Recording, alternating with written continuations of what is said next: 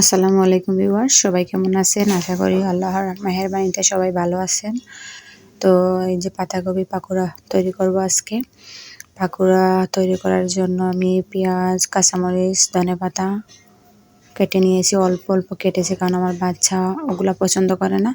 আর এই যে পাতাকপি বয়েল করে নিয়েছি, তো বয়েল করে 1 মিনিট বয়েল করে পানিটা ফেলে দিয়েছি। তো ওইভাবে যদি আমরা পাতাকপি বয়েল করে রান্না করি বা পাকোড়া তৈরি করি তাহলে পোকার থাকার কোনো রিস্ক থাকে না। আসলে এই ধরনের পাতাকপিতে অনেক সময় তিতাকৃমি থাকে যা আমরা চোখে দেখতে পাই না। তো সবচাইতে ভালো হয় যদি আমরা ওইটাকে সিদ্ধ করে নিই। এই যে একটু লবণ দিয়ে দিলাম আর একটু হলুদ দিয়ে দিলাম।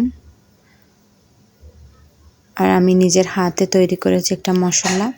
তো আপনারা যদি এই রেসিপি চান তাহলে আমি আপনাদের দিয়ে দেব। ওইটা সব ধরনের মাংসের তরকারিতে ইউজ করা যায়। কাঁচামরিচ, পেঁয়াজ, ধনেপাতা দিয়ে দিলাম।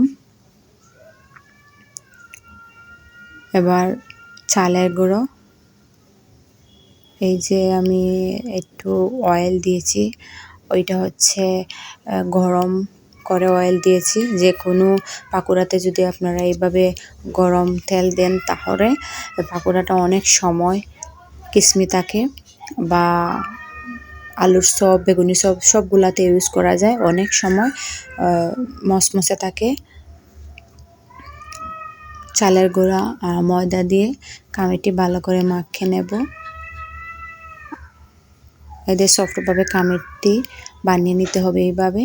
আর একটা মশলা দিতে ভুলে গেছিলাম, সেটা হচ্ছে ম্যাগি মশলা। ওইটা দিলে পাকোড়ার স্বাদ আরও বেশি হয়ে যায়, মানে খেতে অনেক ভালো লাগে, তাই আপনারা ওইটা ব্যবহার করবেন।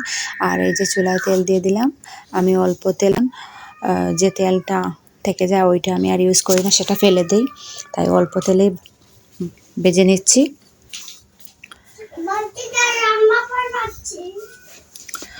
বাদামি কালার হয়ে গেছে, নামিয়ে নিয়েছি। এই যে দেখেন কি সুন্দর কালার হয়েছে,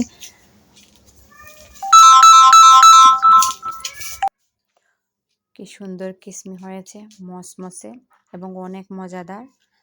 আপনারা এরকম পাকোড়া ট্রাই করবেন আর আমার চ্যানেলটি সাবস্ক্রাইব করবেন।